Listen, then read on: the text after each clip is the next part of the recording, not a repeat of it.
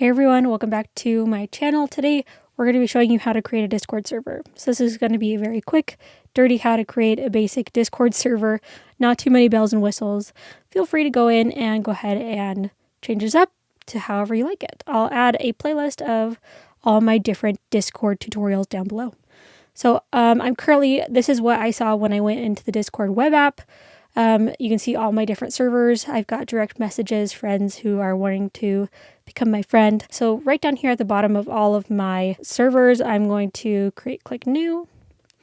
And then it's going to give you a bunch of different options. We've got friends, we've got artists and creators, communities. I'm just going to click create my own.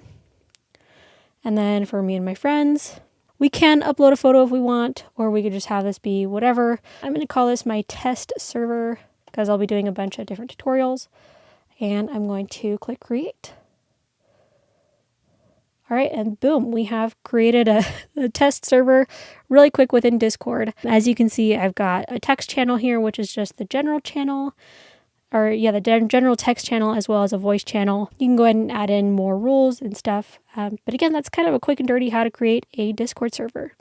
If you found this helpful, be sure to give it a like and subscribe.